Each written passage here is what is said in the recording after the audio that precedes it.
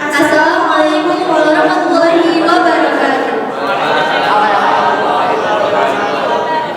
Alhamdulillahirabbil alamin. Assalatu wassalamu ala asrofil anbiya'i wal mursalin wa ala alihi wa sahbihi ajmain. Amma ba'du. Innal hamdalillah nahmaduhu wa nasta'inuhu wa na'udzu billahi min shururi anfusina wa min sayyiati a'malina. May yahdihillahu fala mudilla lahu wa may yudlilhu fala hadiya lahu. Asyhadu an la ilaha illallah wa asyhadu anna Muhammadan abduhu wa rasuluh. Segala puji bagi Allah yang telah memberi kita kesempatan sehingga kita bisa berkumpul di Aula SMA Intendon Hikmah pada pagi hari ini. Salawat serta salam kami curahkan kepada Nabi tercinta, Rasul mulia, Nabi besar kita Muhammad Sallallahu Alaihi Wasallam. Semoga kelak kita semua mendapatkan syafaat dan dapat berkumpul kembali di jannahnya. Amin, amin, amin ya rabbal alamin. Yang terhormat Kepala Sekolah SMA Intendon Hikmah Ustazah Farhatun SHMPD. Yang saya hormati Wakil Kepala Sekolah Bidang Kurikulum Ustazah Ade Nurul Butuhan SPD. Yang saya hormati Kepala Sekolah Bidang Kesiswaan Ustadz Fatah Firdaus MPD. Dan yang saya hormati Ustadz Ustazah serta teman-teman yang saya sayangi dan saya banggakan. Pada kesempatan hari ini, perkenalkan saya Aida Zaskia Putri. Dan saya Adisti Diza Samaira selaku MC akan membuka acara pada pagi hari ini, yaitu Talk Show and Workshop Entrepreneurship SMA Intendon Hikmah yang bertema Set up your mind and goal to be a true entrepreneur.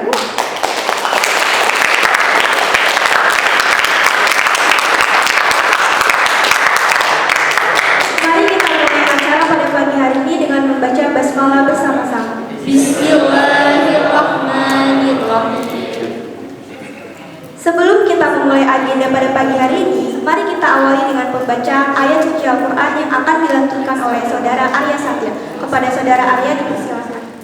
A'udzubillahiminasyaitonirrajim. Bismillahirrahmanirrahim.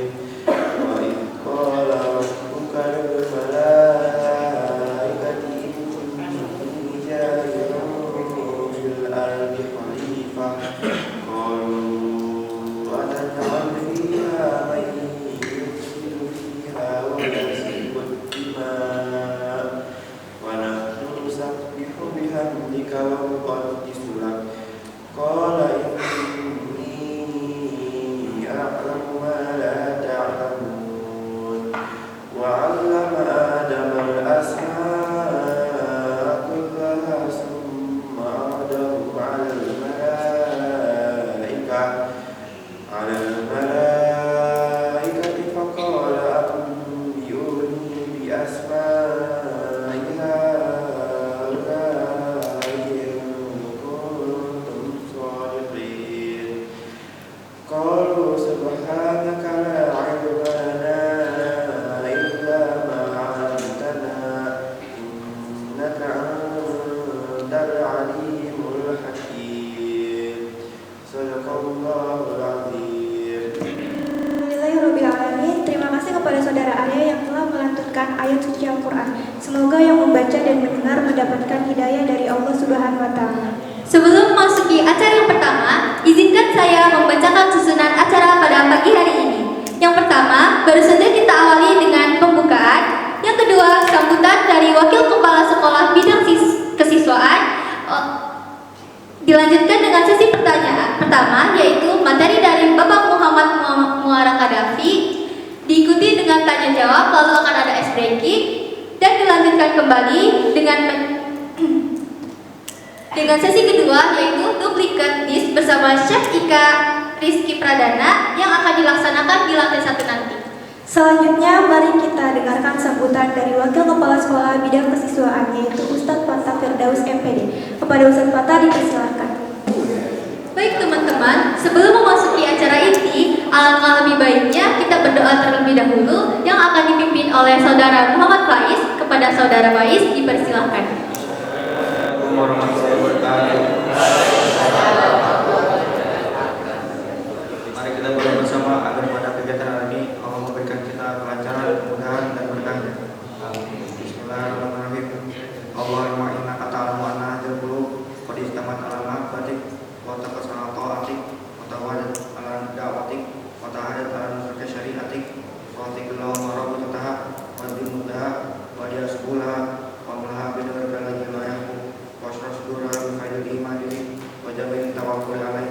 وهيا بمعرفتك ومن سعى شهادتي في سبيلك إنك نعم المولى ونعم النصير اللهم آمين وصلى الله على سيدنا محمد وعلى آله وصحبه وسلم.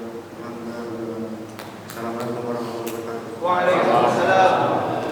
Untuk saudara Fauzan Mubarak yang telah memimpin doa, semoga kita semua dapat pahala dan hidayah dari Allah Subhanahu wa taala. Tidak usah berlama-lama lagi, mari kita masuk ke acara yang pertama yang akan dibawakan oleh pemateri kita, yaitu Bapak Muhammad Muammar Kadafi. Sebelumnya, izinkan saya untuk membacakan CV daripada Nanti panggil saja dulu. Iya, nanti. Selanjutnya, mari kita saksikan secara bersama-sama workshop entrepreneurship bersama Bapak Muhammad Muammar Kadafi yang akan dimentori oleh Ustazah Adinul Kepala Bapak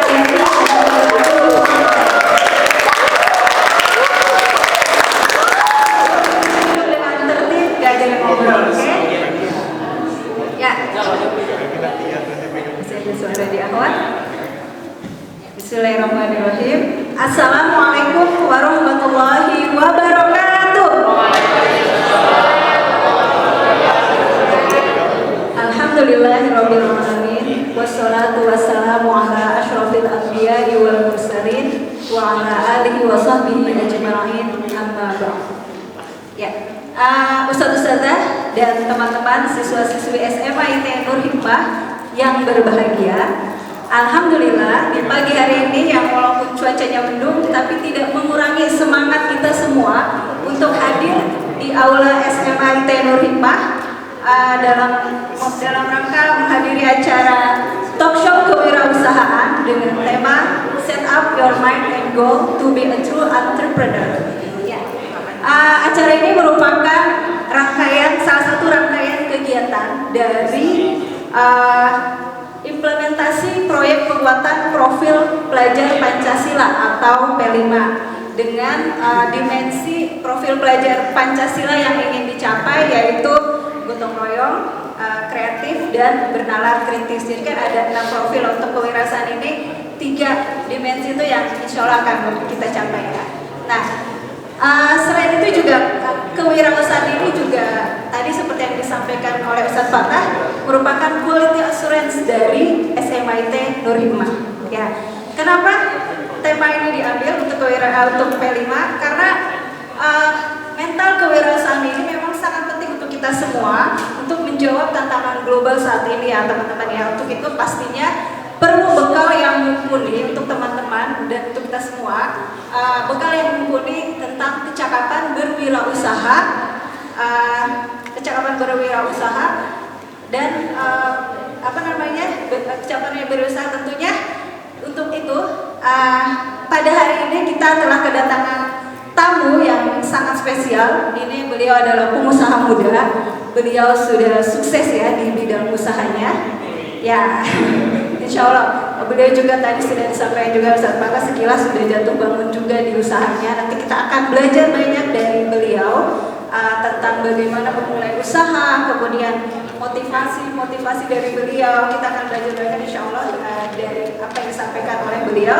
Untuk itu langsung saja kita sambut narasumber kita hari ini dengan tepuk tangan yang meriah teman-teman.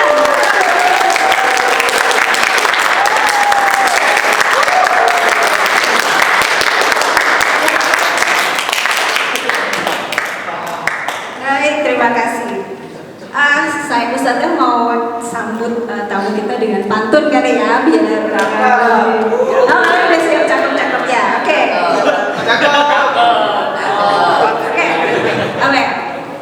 Ini namanya Bang Davi. Makan kentang sambil minum kopi. Makannya di pinggir kali. Selamat datang kepada Bang Davi. Yang hari ini kelihatan happy sekali.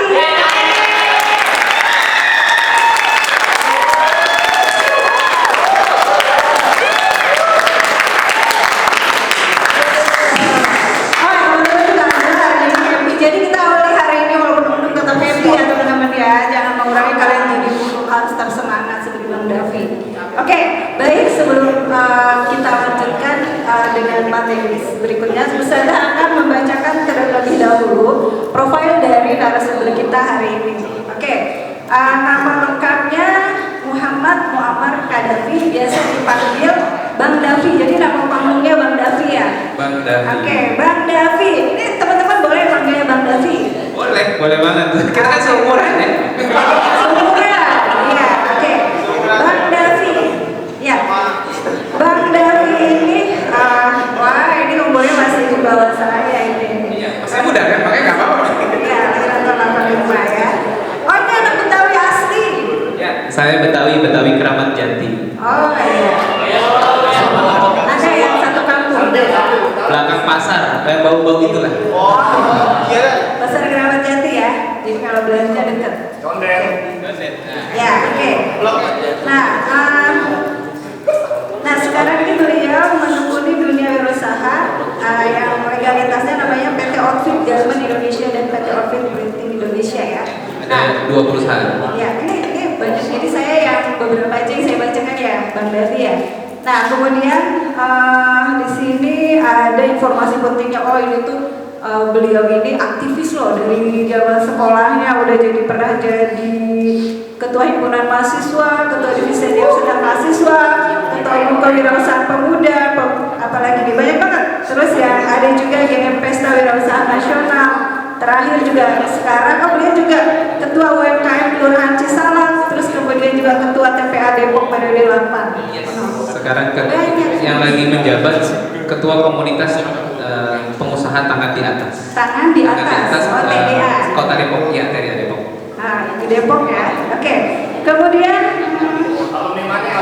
education, beliau ini prodinya bahasa Arab Universitas Indonesia.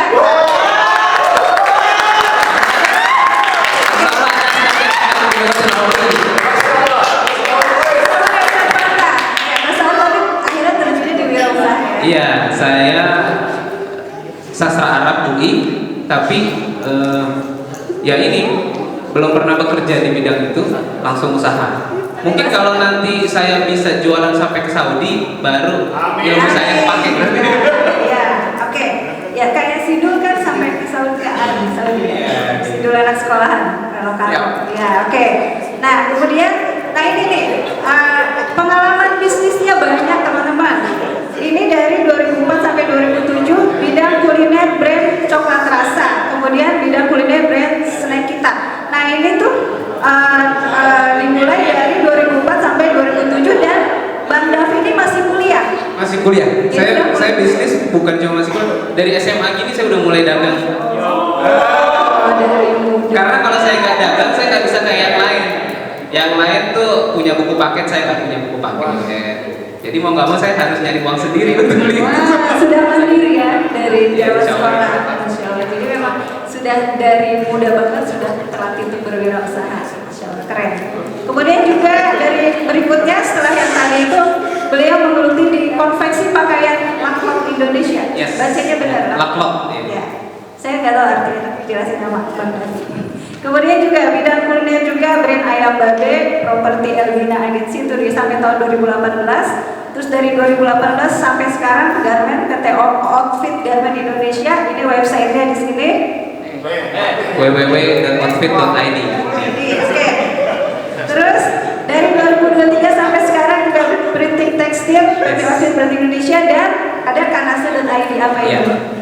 Jadi perjalanan bisnis itu panjang saya. Cuma singkatnya per 2018 ini saya mulai membuat usaha ini menjadi punya legalitas PP. Saya punya 2 PT saat ini, diantaranya ada PT Outfit Garment Indonesia, itu bergerak di bidang manufaktur pakaian. Jadi kayak saya punya pabrik bikin baju lah bahasa gampangnya. Pabrik bikin baju di bawah PT Outfit Garment Indonesia. Produknya macam-macam. Saya memproduksi brand-brand yang sudah terkenal baik online maupun offline. Tapi saya juga punya brand sendiri namanya kanase.id.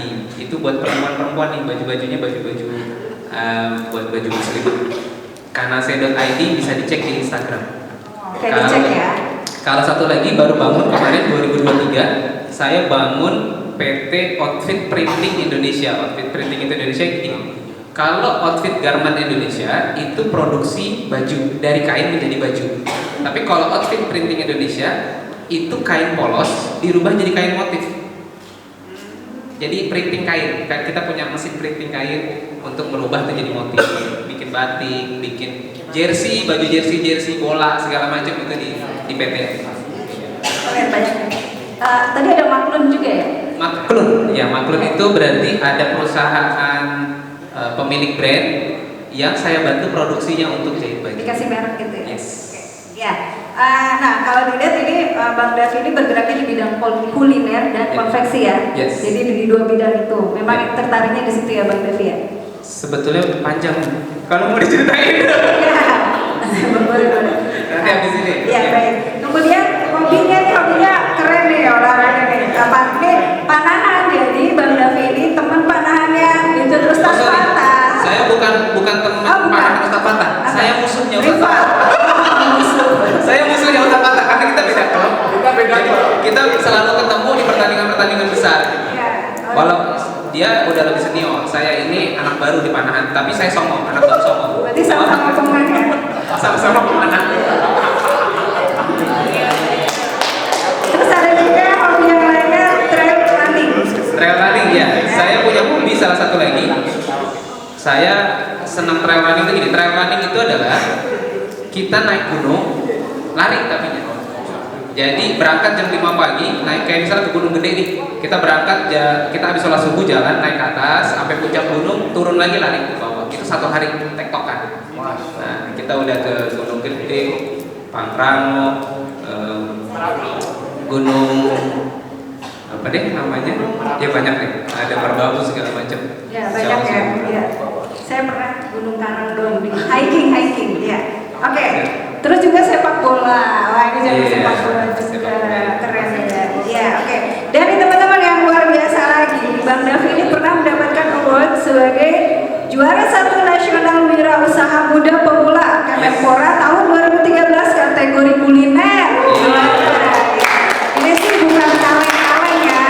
Jadi kalau banyak prestasinya, pengalaman juga luar biasa. Jadi nggak ada salahnya kita hari ini akan menggali mungkin menyerap ilmu dari Bang Davi tentang kewirausahaan. Siap semuanya? Ya. Baik. Oh ya, untuk semangat nih Bang Davi kita tuh punya yel-yel. Jadi teman-teman tuh nanti biar tambah semangat dengan Bang Davi. Oke, siap ya? Nah, oke. SMA ITN Nur Hikmah.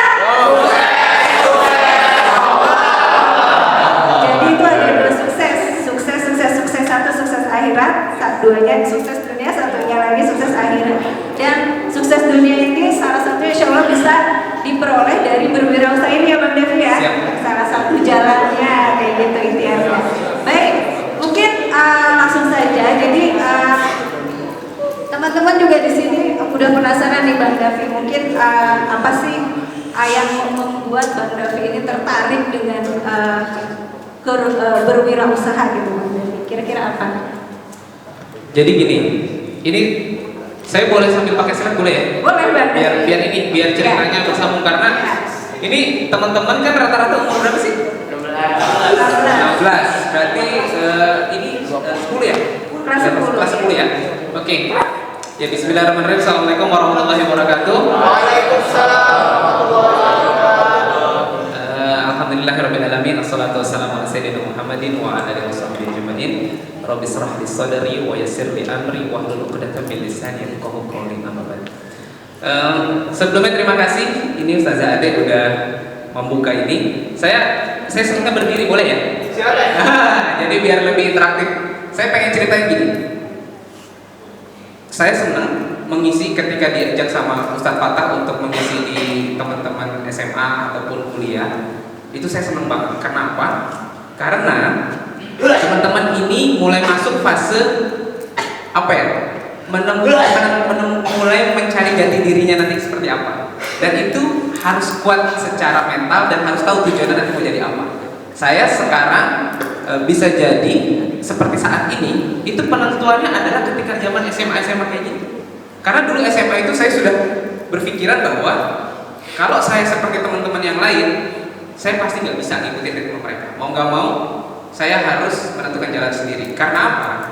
Karena saya lahir dari keluarga yang tidak cukup secara finansial, tidak cukup secara ekonomi. Saya orang Betawi, tapi bukan kayak orang Betawi yang punya kontrakan banyak, punya Betawi yang tinggal ngandelin kontrakan, bukan. Bapak saya itu nggak punya harta banyak-banyak lah, jadi mau nggak mau.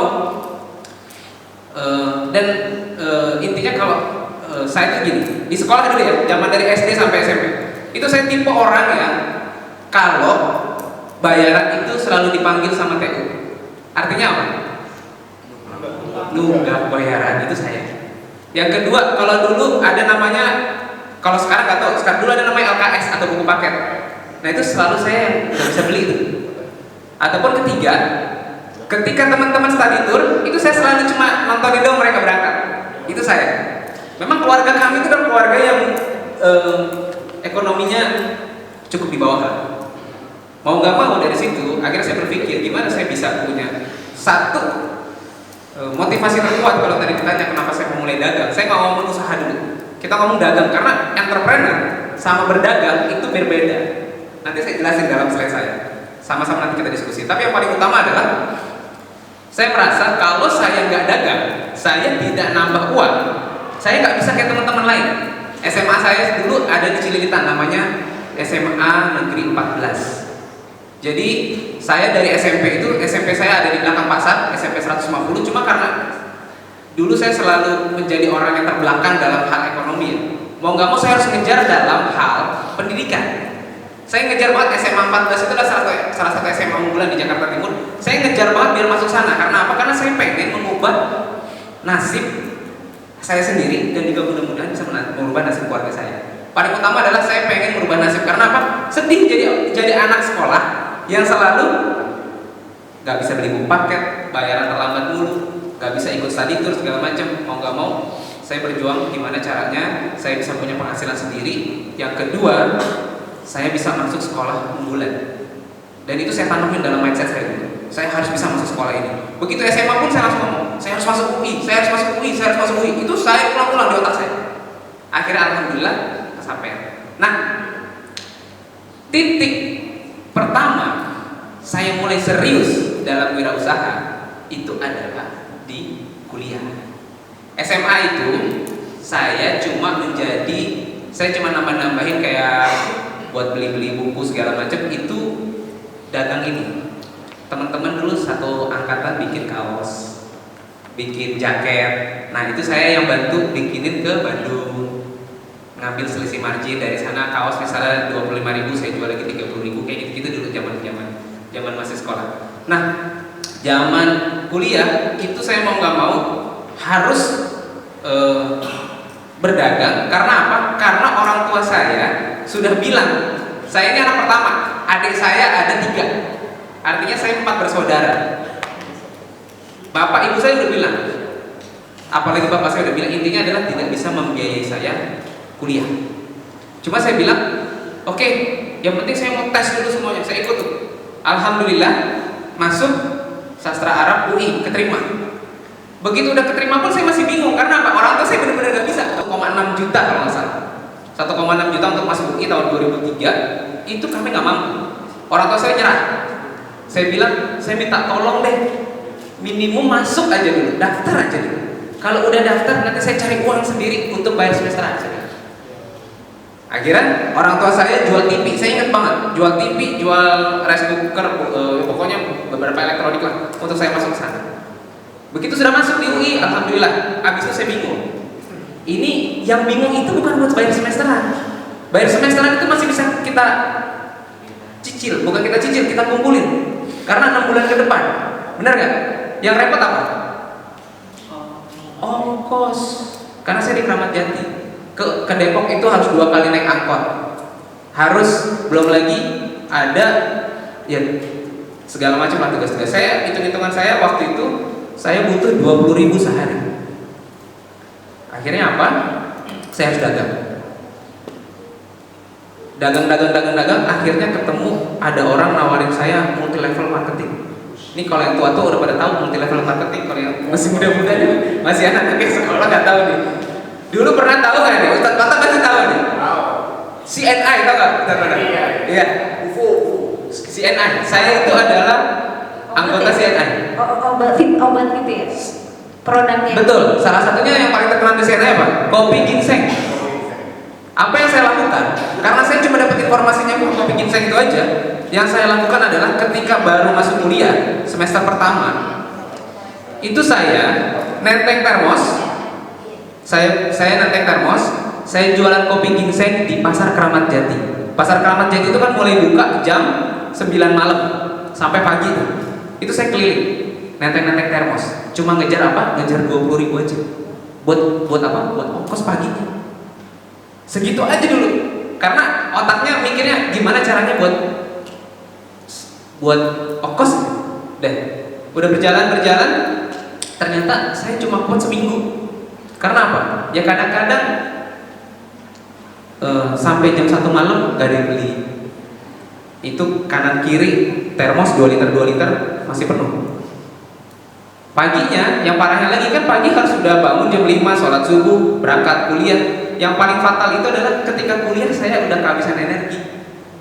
Saya mikir ini nggak bisa nih kayak gini. Saya harus lebih pinter lagi nyari duit. Nggak mungkin saya mengandalkan fisik kayak gini. Karena nanti percuma saya bisa berangkat kuliah tapi nggak bisa menyerap ilmu dengan benar. Akhirnya apa? Saya coba cari cara lagi. Dikasih tahu sama teman. Saya coba cerita sama teman, curhat segala macam. Akhirnya diperkenalkanlah sama ada satu kawasan di daerah pusat industri kecil di daerah Cakung, namanya Pusat Industri Kecil PIK. Daerah Cakung itu ada pusat industri kecil. Di sana mereka produksi sepatu, produksi tas, produksi alat-alat konveksi yang lainnya. Kayak produk-produk konveksi kayak kaos, jaket segala macam. Saya jualan sepatu dari sana. Karena apa? Saya bilang saya mau nyari uang, tapi saya nggak punya modal. Bisa nggak caranya? Terus mereka bilang, dikasih katalog produk. Saya dikasih katalog, mereka ada foto-foto sepatu. Di situ harganya udah tertulis 100.000. Tapi padahal saya cuma bayar 70.000, 30.000-nya untung saya. Wah, saya bilang ini bisa nih jadi uang.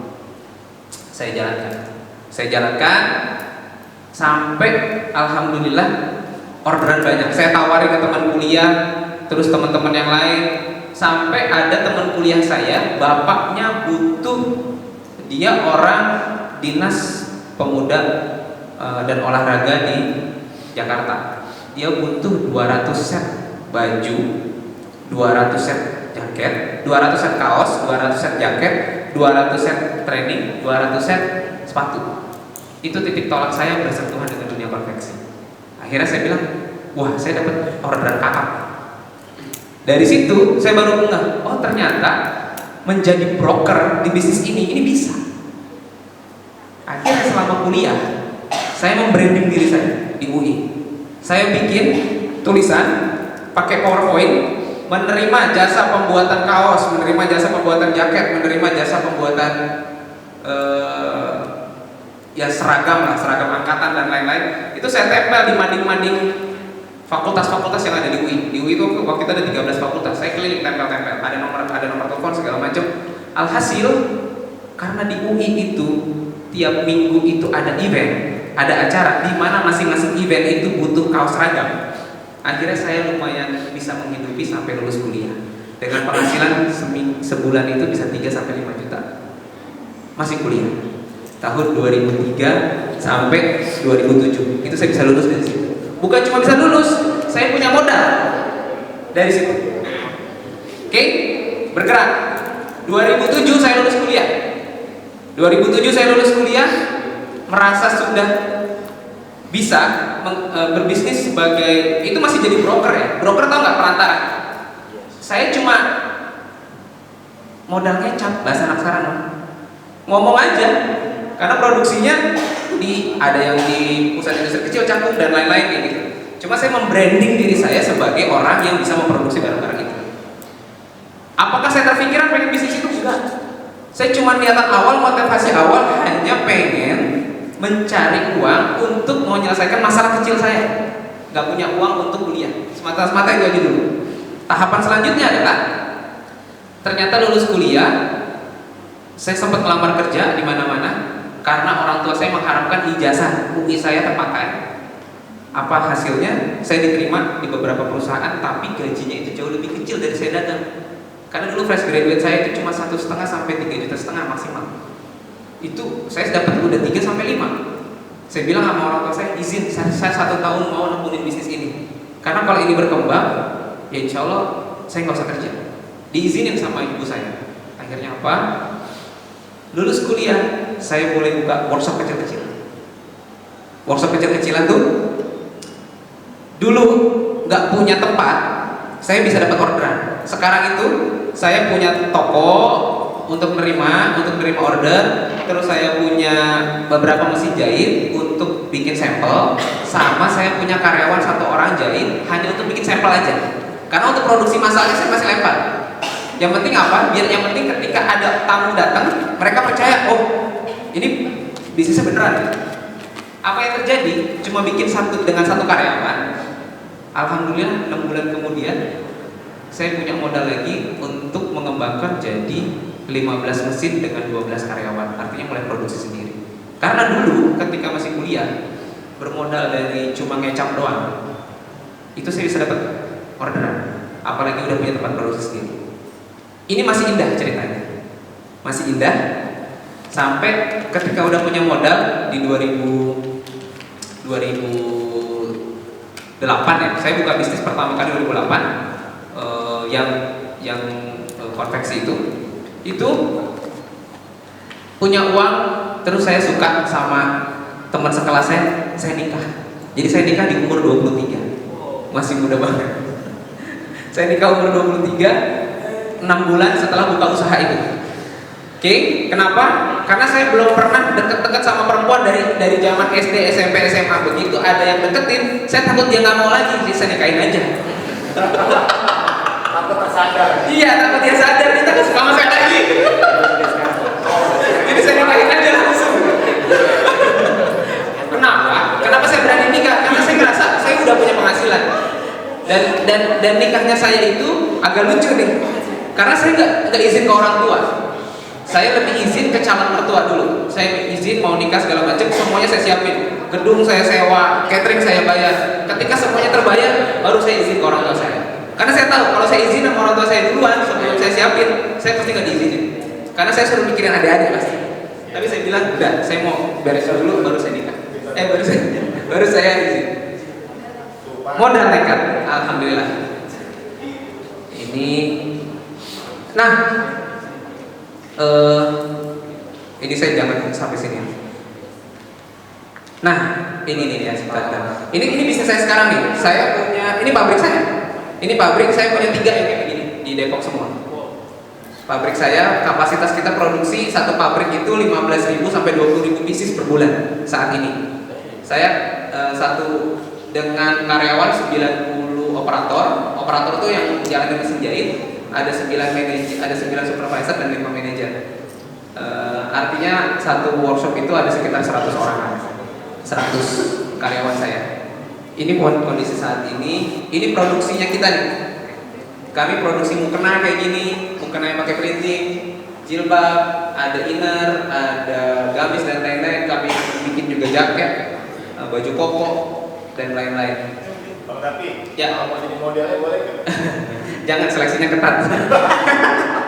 Karena standar kita tinggi. Nah ini nih, saya mau jelasin ini.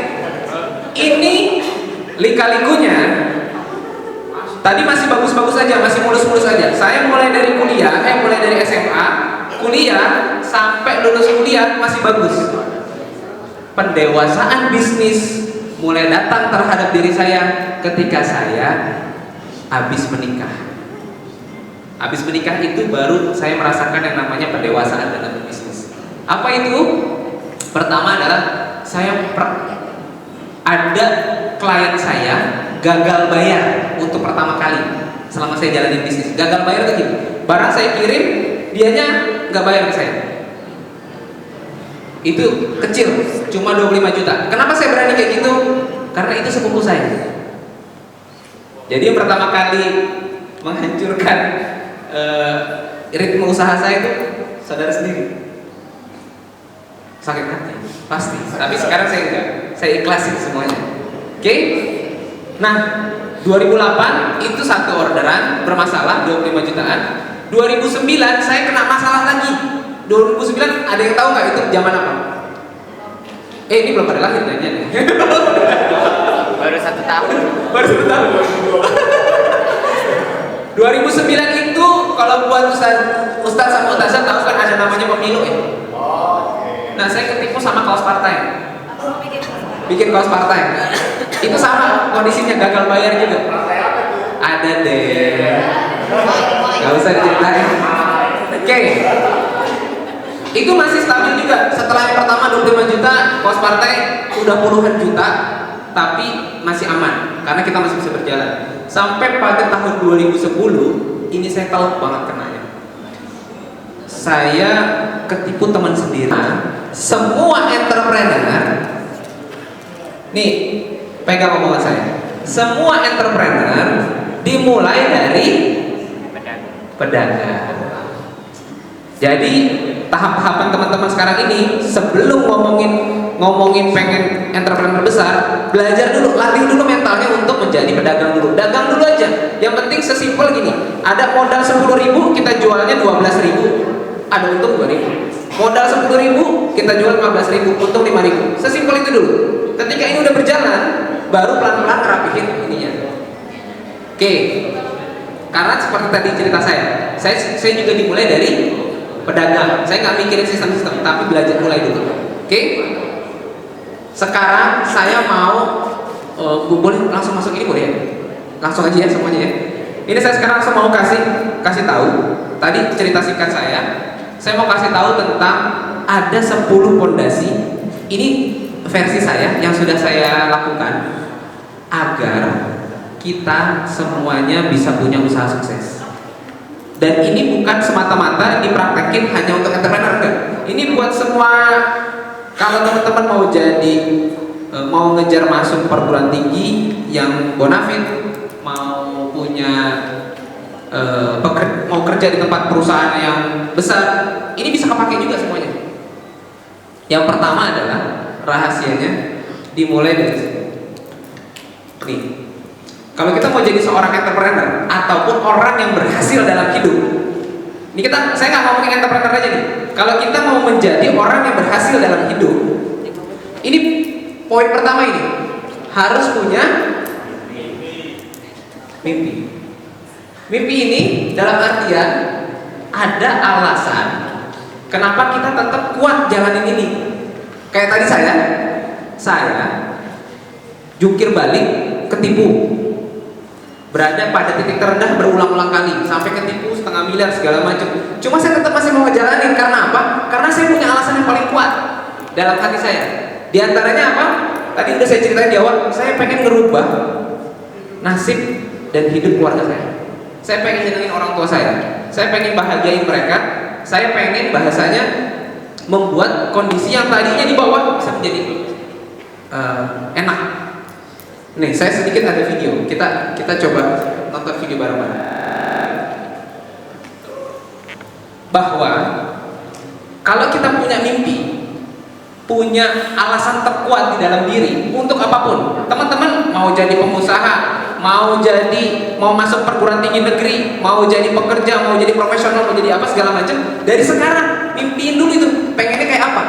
Habis itu sekarang pelan-pelan perjuangkan. Kayak tadi anak itu, karena dia pengen, alasan terkuatnya apa? Dia pengen mengeksplor astronomi. Ini kan Ustadz Fatah banget nih, pengen banget. Jadi ketertarikannya sama. Sengaja saya siapin videonya yang relate sama itu. Jadi gini, karena pengen banget kan, pengen banget sama mempelajari astronomi, dan dia pengen beli teropong itu. Dia punya mimpinya pengen menjadi orang yang ahli dalam astronomi. Salah satu alat yang membantu adalah teropong. Dia rela mati-matian. Godaannya banyak. Harus beli es krim, dia nabung. Dan dia konsisten. Sampai ada godaan terberat lagi yang tadi itu adalah main dingdong. Kalau bahasa saya namanya dingdong gitu. Iya, main game segala macam, dia tahan.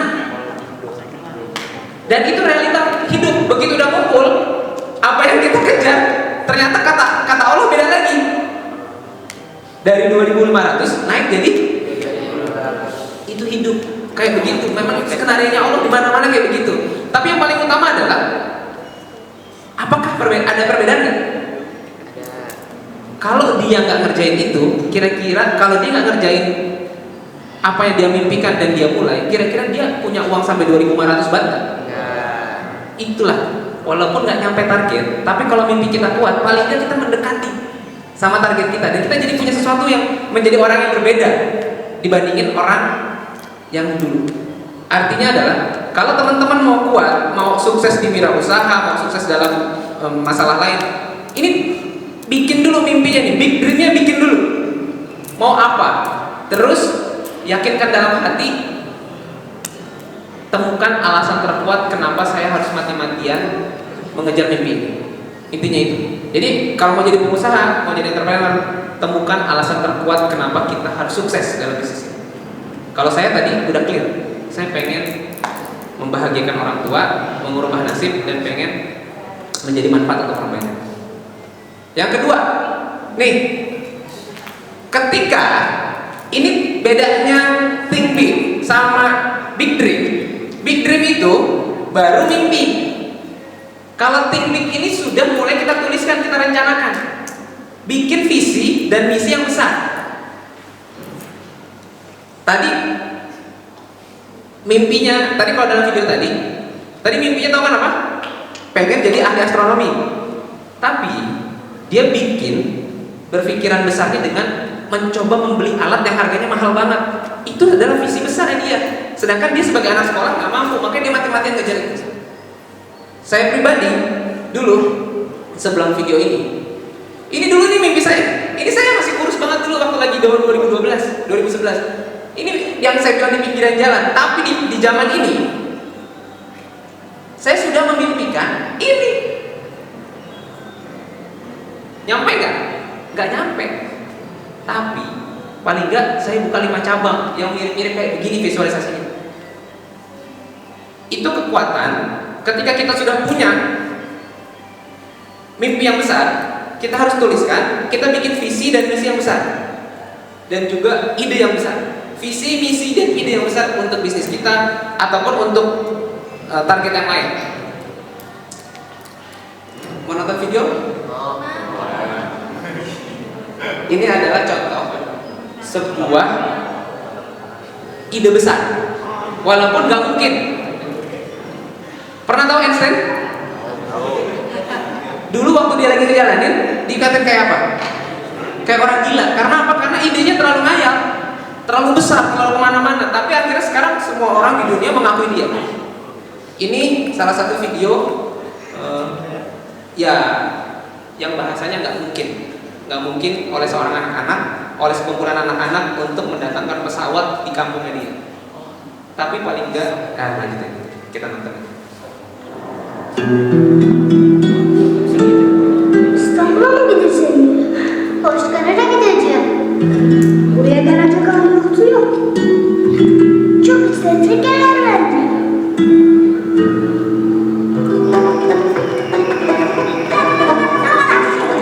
Tadi dia lagi pada ngimpi gimana caranya biar pesawat itu datang di kampungnya dia. Apa yang dia lakukan? Dia melakukan tindakan. Dia melakukan ide-ide besar untuk mendatangkan pesawat itu biar landing di kampungnya dia. Mungkin nggak? Ya nggak mungkin, ini mustahil. Tapi mereka tetap menjalankan ini, tetap bikin ide besar itu.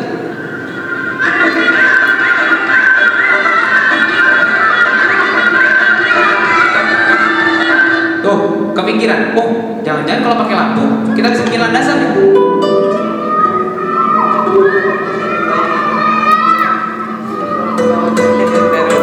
Mampir nggak? Ya nggak mampir juga karena nggak mungkin. Tapi semua itu harus dibikin gitu. Ide besar itu harus dibikin, walaupun nggak mungkin.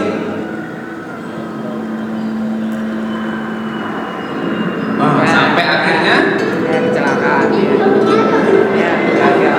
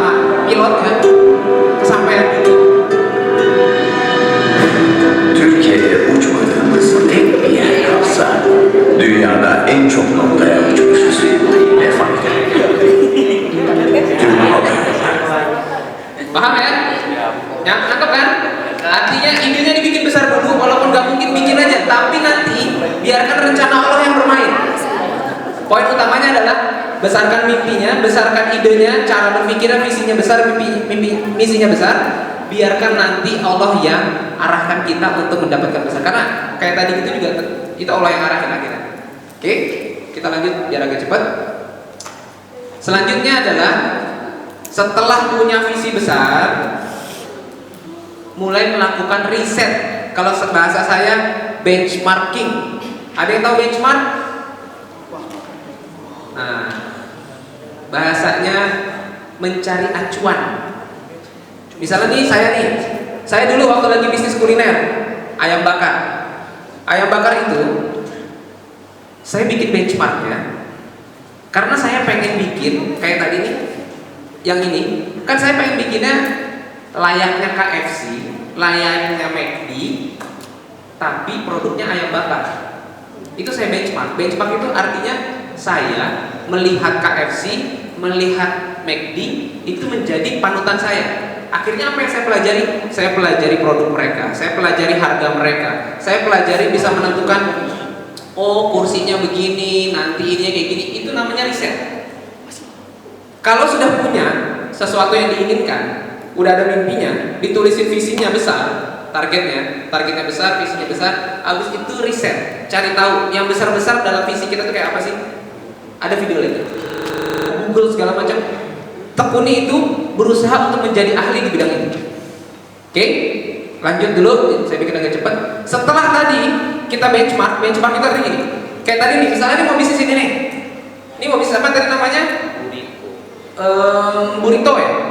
Kita mau bikin burrito misalnya. Riset dulu brand burrito yang berhasil itu siapa aja. Cari 5 brand. Brand A, brand B, brand C, brand D, brand E. Dari situ kita lihat, bandingin harga dulu. Kita tulis ini, kita bikin Excel. Kolom baris pertama harga. Tulis brand A harganya berapa, brand B harganya berapa, brand C harganya berapa, brand D harganya berapa, brand E harganya berapa. Kita tahu perbandingan harganya. Jadi kita bisa menentukan berapa sih harga pasaran orang-orang produk burrito itu. Setelah itu yang kedua, tulis lagi strategi marketingnya kayak apa. Atau jangan ke strategi marketing dulu, keunggulan brand A burritonya apa, keunggulan brand B burritonya apa, brand C segala macam. Abis itu ngomongin channel marketingnya, cara jualannya gimana, online-nya kayak gimana, offline-nya kayak gimana. Itu bandingin. Terus nanya lagi tentang yang lain-lain. Data-data itu udah kita dapat, baru kita tentukan konsep sendiri. Setelah dapat baru nomor 4. Setelah kita dapat data-data itu, baru kita bikin bisnis plan. Bikin bisnis plan, bikin financial plan. Bisnis plan itu lebih kepada produk ini nanti kita mau jual ke siapa ya, yang akan beli produk kita siapa, itu kita tentuin. Kita jualannya di mana, dengan cara apa, apakah kita buka toko ataupun kita cuma sekedar jualan via WA, nawarin ke teman-teman atau kayak gimana.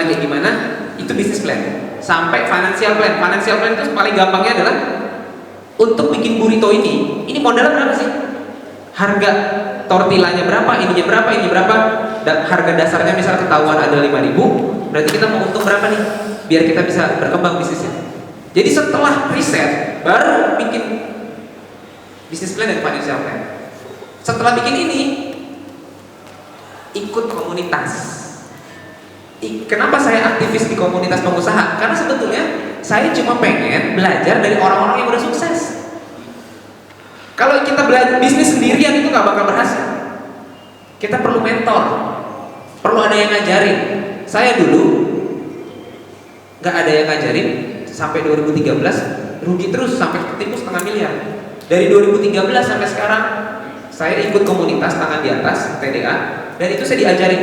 Dari omset saya masih di bawah 300 juta sampai sekarang sudah di atas 5 miliar. Ya itu karena banyak mentor yang ngajarin.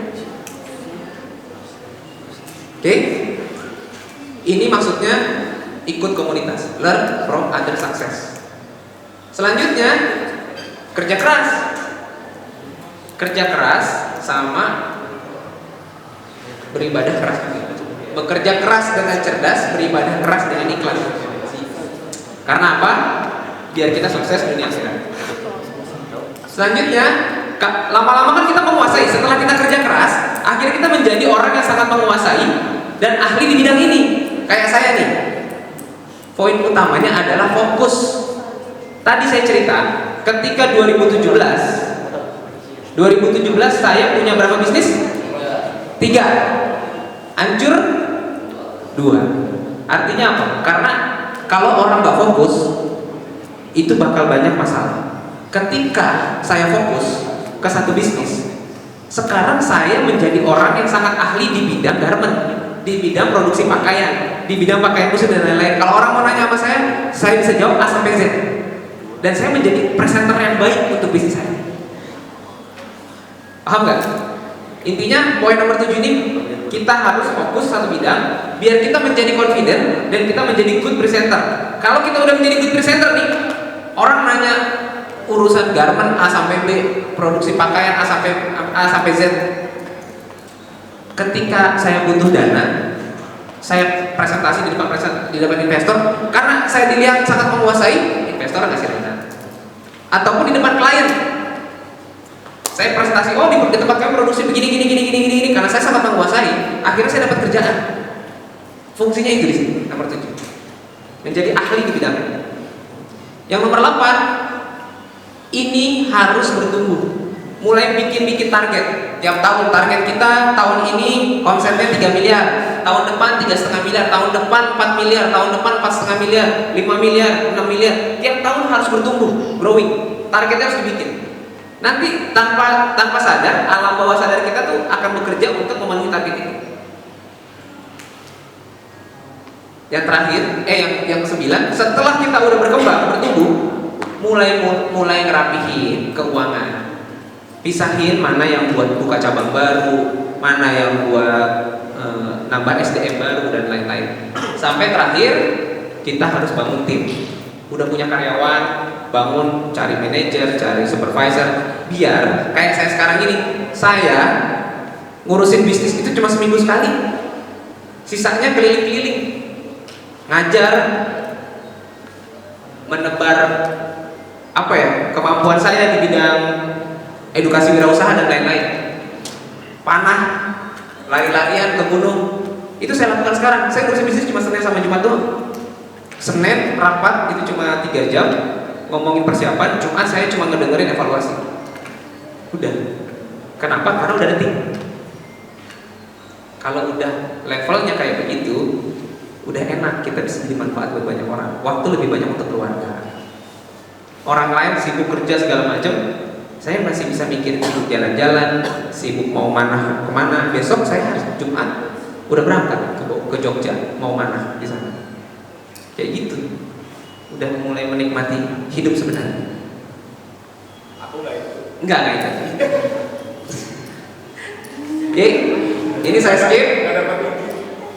Ini saya skip karena ini terlalu teknis. Nanti kalau teman-teman, ini tolong disimak. Ini tolong disimak, mental yang harus sama-sama dipunya, dan ini harus dimiliki oleh semua orang. Biar kalau kita mau menekuni apapun, saya bilang mau jadi entrepreneur, mau sukses dalam sekolah, mau sukses dalam kuliah, mau keterima di perusahaan bonafit segala macam, mental ini harus dipunya. Sama-sama kita dengerin ya, dan dicermati.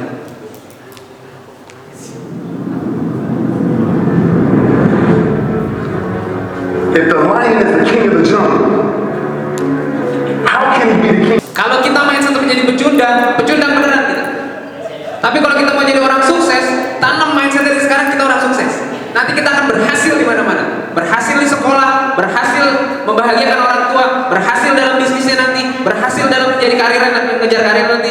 Kalau mentalnya dari sekarang udah menjadi mental orang sukses, insya Allah berhasil. Tapi ingat, kita ini orang Islam. Kita nggak boleh cuma sekedar sukses. Orang Islam harus menjadi orang sukses yang mulia. Apa itu sukses mulia? Lihat ini video yang kedua. Harus sukses. Yang pertama, video kedua ini adalah menggambarkan bahwa kita harus menjadi orang yang bermanfaat untuk orang lain. Artinya ketika kita sudah menjadi orang sukses, jangan pernah bosan bermanfaat untuk orang lain. Apapun feedback yang akan kita dapat. Lihat video ini. Buat dulu. Yakinkan dalam hati, dalam pikiran bahwa kita bisa menjadi orang yang sukses. Dan yang utama, ketika sudah menjadi sukses, ingat ini, jangan pernah lelah berbuat baik kepada orang lain, jangan pernah lelah menjadi orang yang bermanfaat untuk orang lain. Itu aja dari saya. Assalamualaikum warahmatullahi wabarakatuh.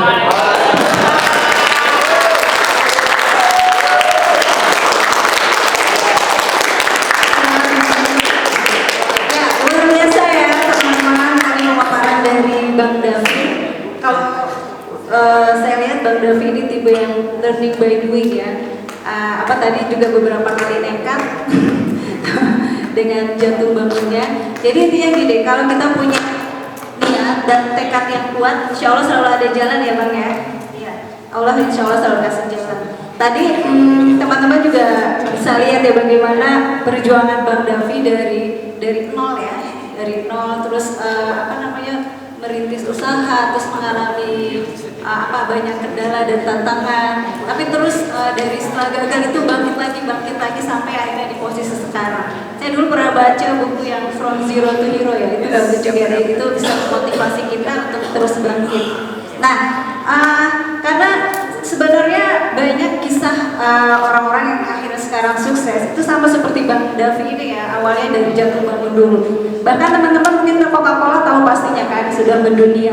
Coca-Cola sendiri yang sekarang sudah internasional, itu awalnya di tahun pertama dia hanya mampu menjual 25 botol aja dalam setahun. Bayangkan sekarang sudah ada di mana-mana kayak gitu ya. Jadi memang seperti itulah yang namanya berbisnis, berwirausaha. Kita nggak bisa cuma memulai usaha pengen langsung enak, pasti harus ada step by stepnya, dan itu harus dijalani dengan tentunya dengan mental yang kuat ya, itu yang terpenting sih teman-teman. Ya, kalau sekarang Bang Davi mungkin sudah bisa merasakan, bisa mendapatkan passive income yang Bang Davi ya sekarang ada di sini, tapi uang mengalir ke rekening, bisa menjalankan hobi panahan dengan Pak Fatah atau misalnya hal-hal lainnya. Tapi aku nggak ke Jogja. Itu hasil dari perjuangan. Jadi bersusah payah dulu, baru nanti kan ada apa tuh, berakit-rakit dulu, berenang-renang ke tepian ya, bersakit-sakit dahulu, bersenang kemudian. Nah gitu. Oke, teman-teman pastinya penasaran, mungkin ada yang mau bertanya atau mau sharing apa? Iya bebas ya. Dan Bang Davi ini bisa jadi konsultan bisnis nantinya ya. Konsultan bisnis, konsultan kehidupan. Oke, bisa jadi mentor kita. Oke, Ustazah mau mempersilakan teman-teman. Ustadznya juga boleh tadi, Ustazah juga boleh tadi. Saya lihat Ustazahnya juga sangat fokus memperhatikan penjelasan dan pemaparan dari Bang Davi ini. Oke, silakan. Perkenalkan, nama saya Muhammad Zaki Firmi. Ingin menanyakan. Deketin dong. Mic-nya deket. Ingin bertanya kepada Bang Davi. Kan kita seumur. Bang Davi, bagaimana motivasi Anda ketika lagi down-downnya, lagi panas? Itu motivasinya buat bangkit lagi gimana itu? Oke.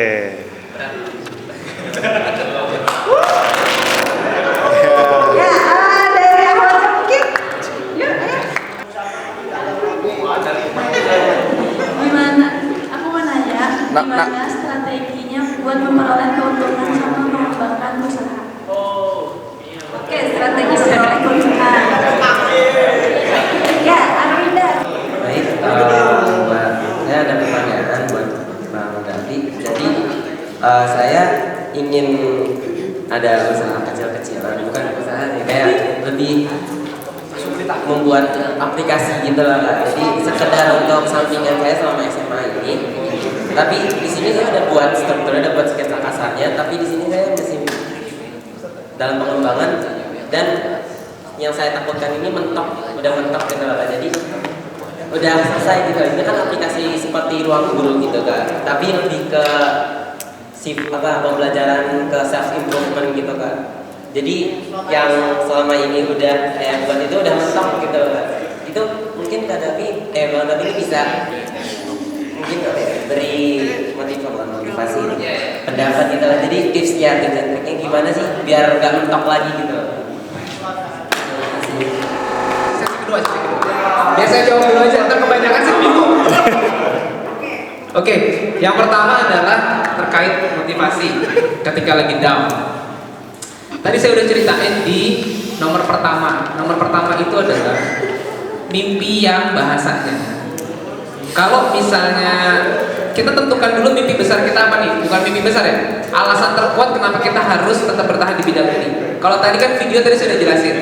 Di video tadi karena dia pengen punya cita-cita pengen jadi astronom. Nah, apa yang bisa bikin tetap saya ya ketika saya lagi rugi nih, yang saya lakukan apa?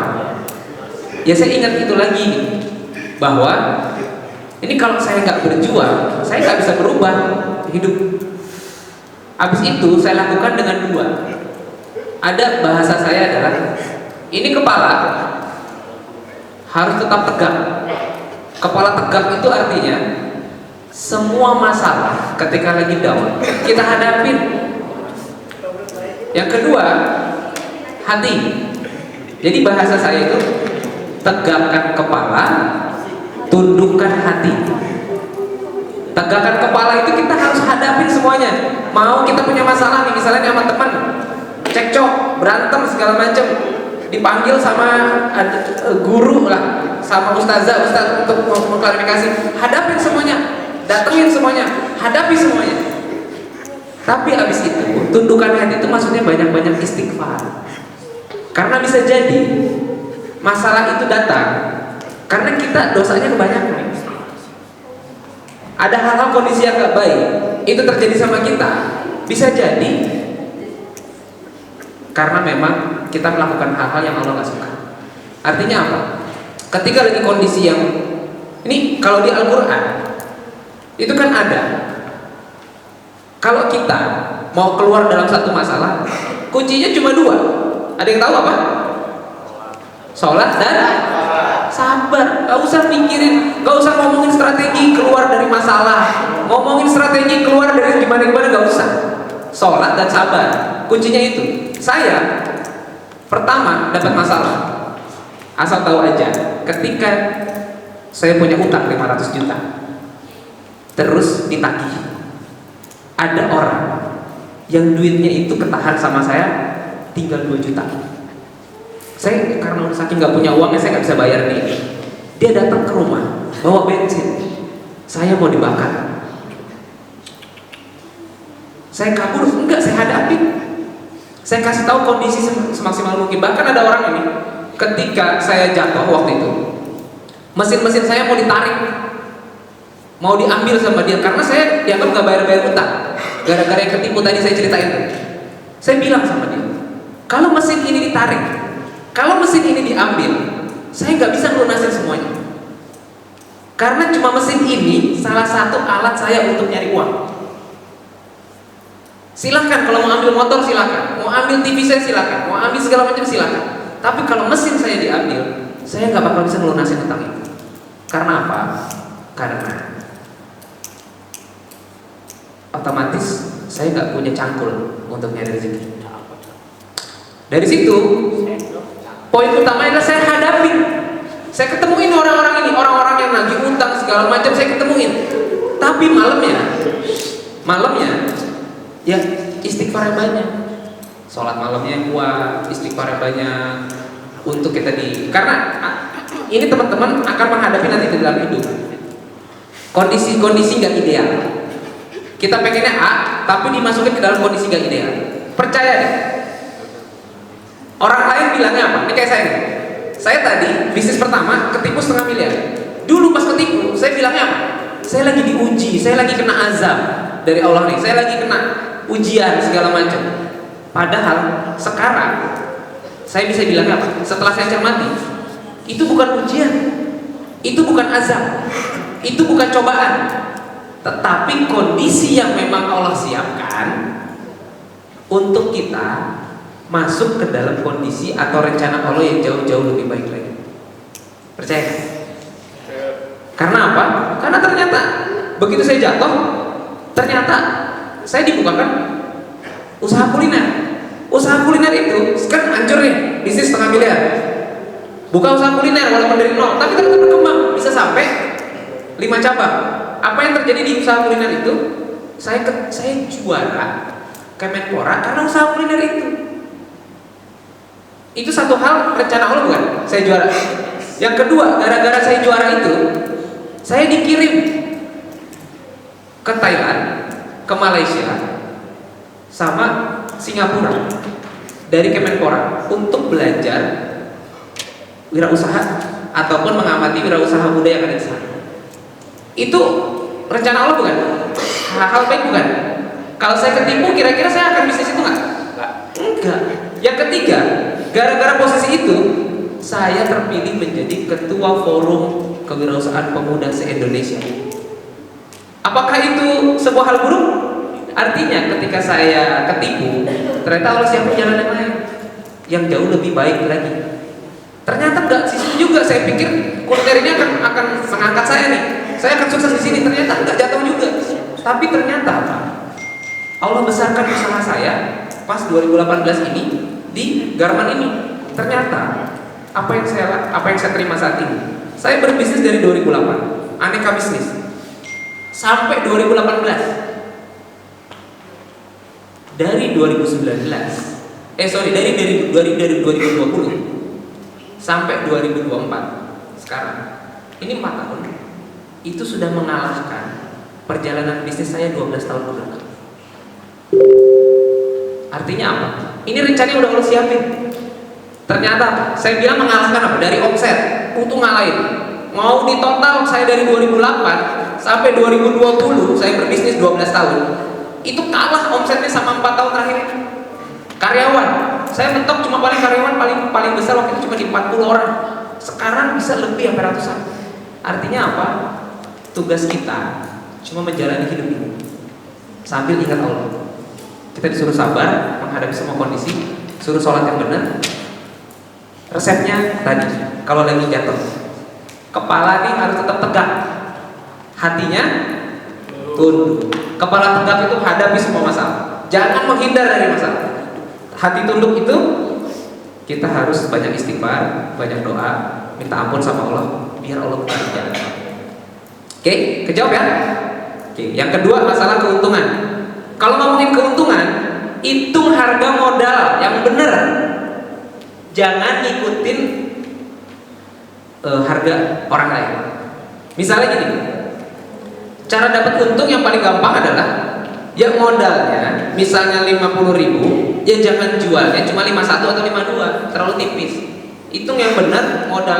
Makanya tadi ada benchmark. Benchmark itu salah satunya melihat harga kompetitor.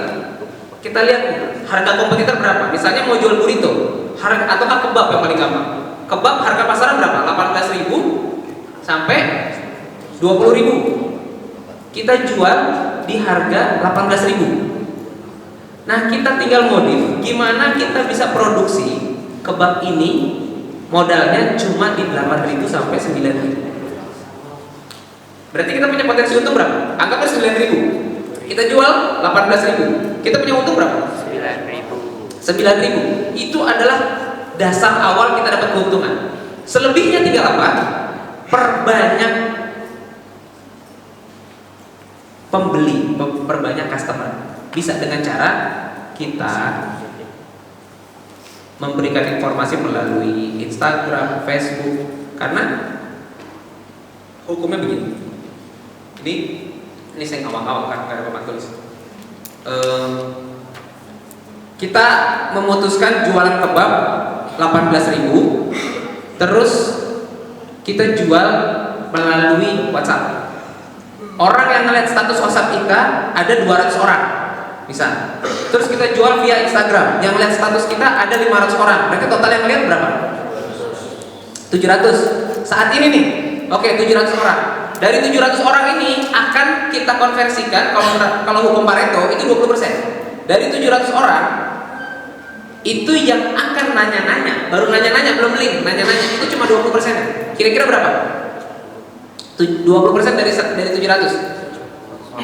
140. 20% 140 orang, 20%-nya yang nanya-nanya, yang udah ngeliat iklan kita tertarik. Terus dari 140 orang ini yang kontak, tadi udah kontak 140, yang memutuskan beli hanya 20%-nya. Dari 140, 20% berapa? 140, 30 20%-nya 28 orang. Benar nggak? 28 orang ini yang beli.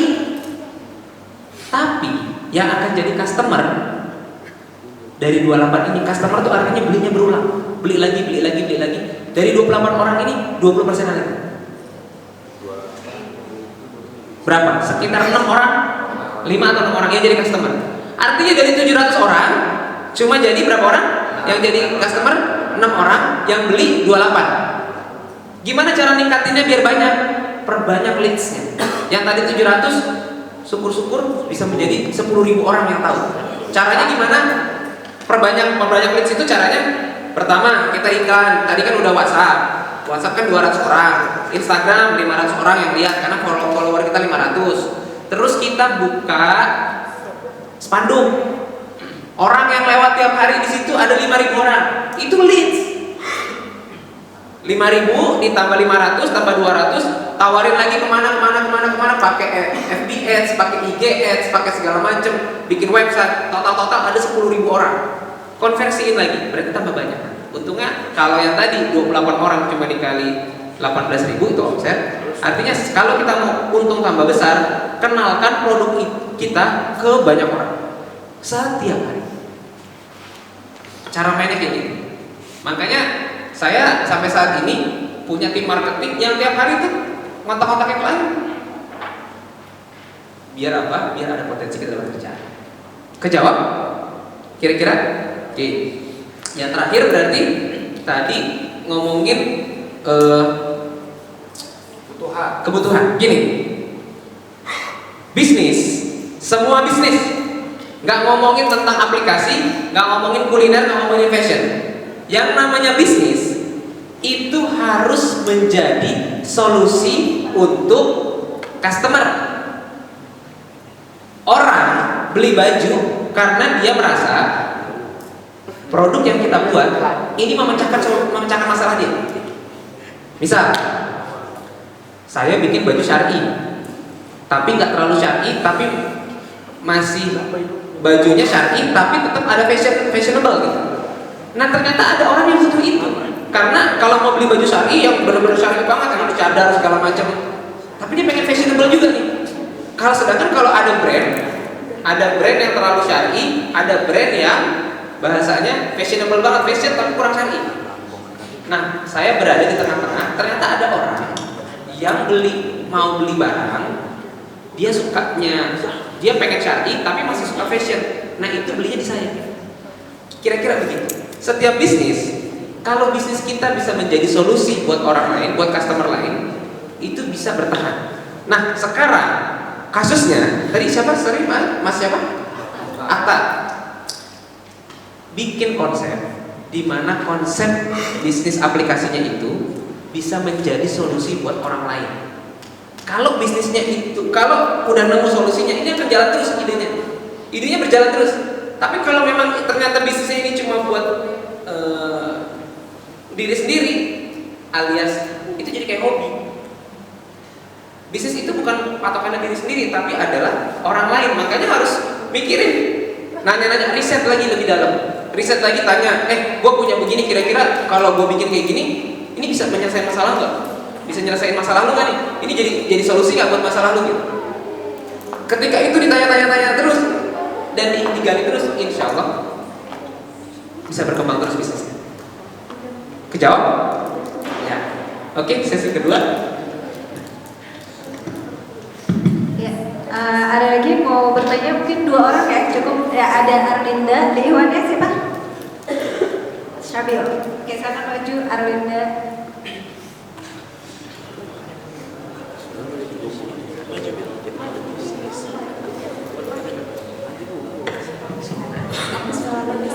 Tapi aku ingin bertanya, jadi aku ada ketertarikan dalam dunia jualan ya, istilahnya dunia bisnis gitu. Dan aku mau tanya pendapat Kak Davi mengenai jualan berdasarkan fashion sama jualan berdasarkan tren gitu. Jadi kan kalau misalnya di dunia sekarang, di dunia modern ini, tren itu kan juga mempengaruhi tingkat penjualan ya Kak gitu. Kayak misalnya jualan ini dan viral dan laku gitu, tapi tidak sesuai dengan fashion gitu. Gimana pendapat Kak Davi sendiri mengenai jualan berdasarkan fashion dan berdasarkan tren gitu? Begitu, terima kasih Kak. Ya, berikutnya silakan. Passion. Ini terakhir nih, terakhir. Wade, terakhir. Ya, ini terakhir ya. Assalamualaikum. Jadi saya mungkin mempunyai ketertarikan sedikit untuk jualan. Nah, saya minta pendapat Bang Davi untuk ide-ide mungkin yang bisa dilakukan, yang bisa dijual atau ya prinsip yang bisa dilakukan oleh murid SMA seperti kita tadi. Itu aja. Terima kasih. Bagus. Siap. Oke. Langsung saya jawab ya. Passion atau tren? Ini menarik. Ini pertanyaan bagus. Yang paling utama adalah passion ya, bukan fashion. Passion itu adalah ketertarikan dalam diri, minat segala macam. Sesuai sama. Kalau saya pribadi, yang namanya tren itu akan berubah-ubah. Benar gak? Paling gampang.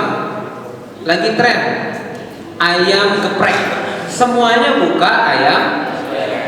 Bisnis boba, semuanya buka boba. Tapi ketika trennya turun, mati. Bisnisnya anjir juga. Kalau saya pribadi tipe penganut, pertama passion dulu. Tapi nggak boleh taklid buta terhadap passion. Kalau ternyata passionnya kita misalnya nih, passionnya kita adalah di jualan kuliner. Tapi kita berusaha berulang kali bisnis kuliner gagal mulu, itu kita harus realistis. Ada yang harus kita benahi, nggak boleh terus-terusan situ. Yang paling benar itu adalah pertama passion, yang kedua riset tren dari passion kita. Misalnya nih, kayak saya dari dulu passionnya itu di dunia produksi operasional. Saya seneng ngarah-ngarahin orang, saya seneng punya karyawan banyak, saya seneng bisnis padat karya. Itu passion saya. Jadi saya kembangin di situ. Cuma saya ikutin trennya. Kalau saya ngomongin, kan yang paling banyak itu konveksi. Ternyata beda, konveksi sama garment itu beda. Nah, saya memilih jalur garment karena ternyata secara data, secara analisa, karena saya udah riset, saya benchmark, pengusaha yang sukses, yang bisa sampai punya uang miliaran segala macam, itu banyak dari pengusaha garment dibandingkan pengusaha konveksi doang. Beda konveksi sama garment, beda. Konveksi itu rumahan. Rumahan tuh yang cuma punya 10 penjahit, 20 penjahit, pengerjaannya borongan, nggak terlalu banyak sistem. Kalau garment itu memang pengerjaannya besar segala macam, tapi itu yang saya pilih. Kalau ngomongin yang paling gampang kuliner. Misal gini, kita passionnya di bisnis kuliner. Passion kita adalah bikin bakery. Lagi tren untuk orang lain untuk melatih bisnis kita, melatih mental bisnis kita. Misal paling gampang gini, Syabil sukanya di apa? Di bidang apa? Suka mainan? Suka game? Paling suka game apa? Mobile Legend. Oke. Mobile Legend itu bisa jadi bisnis. Nah, itu nggak masalah. Jual akun, jual top up ya kan? Top up segala macam itu bisnis. Karena nggak usah ngomongin bisnis kayak saya dulu. Ini nanti sesuai dengan umurnya, semakin matang umurnya, semakin ketemu. Cuma ini harus dimulai. Otak kita harus diasah gimana cara ngeliat peluang. Oke, kita mau kesampingkan Mobile Legends dulu. Misalnya yang paling gampang, suka makan. Misalnya ada suka makan nggak? Nah, pengen suka snack nggak? Suka snack. Misalnya keripik apa segala macam. Yang paling gampang karena kita suka makanan, suka keripik, cari produsen keripik. Minta tolong Bu, saya di packingin yang harganya bisa jadi 3.500 packingnya. Dibikinin 3.500 diambil, oke saya pesan 10, 35.000 bayar. Bawa ke sekolah, jualan dulu jadi 5.000. Kayak gitu dulu aja yang paling gampang, gak usah produksi sendiri. Jadi, karena kenapa? Fokus utama teman-teman semua bukan nyari uang. Fokus utama teman-teman semua ini belajar. Nah, berdagang itu cari yang paling menyita waktu paling sedikit. Di antaranya adalah menjadi reseller, menjadi pedagang untuk produk-produk orang lain, ataupun yang paling gampang anak-anak muda zaman sekarang nih, baju, jual thrifting aja, baju-baju yang Ya kayak gitu-gitu, mau baju orang lain kayak bantu jualin kaos kayak ini ada kaos lagi happening, ada sepatu lagi happening. Dulu teman saya karena zaman sekolah saya itu lagi butuh banget kalkulator, sampai ada yang menjadi jualan kalkulator dong. Dia beli di grosir, jualan ke teman-teman. Kayak gitu pas lagi zaman sekolah. Kejawab Sabil? Ya. Siap, terima kasih. Ya, baik, terima kasih Bang Davi. Tadi sudah banyak sekali ya, teman-teman juga sudah sharing banyak dengan Bang Davi. Insya Allah banyak ilmu yang kita dapatkan hari ini untuk bekal kita berwirausaha, dan semoga setelah ini teman-teman juga lebih mulai kebangun mindsetnya gitu kan, karena sesuai tema kita, set up your mind. Nah intinya sih gini teman-teman, jangan takut untuk memulai, ketika kalian sudah menginginkan sesuatu gitu. Set your goals, make your plans and chase your dreams, gitu ya. Dan intinya gini, sama satu lagi, tetap berhusnuzon ya Bang Davi ya. Tetap berhusnuzon apapun kondisinya, dan yakinlah setelah kesusahan itu akan ada kemudahan. Mungkin itu ya kata-kata penutup dari saya untuk perbincangan kita hari ini. Terima kasih banyak Bang Davi, ini luar biasa banget Bang Davi. Tapi mungkin kalau sebenarnya masih banyak yang ingin kita gali dari Bang Davi, tapi karena waktu juga yang tidak memungkinkan, kita mungkin akan akhiri saja untuk sesi dialog hari ini.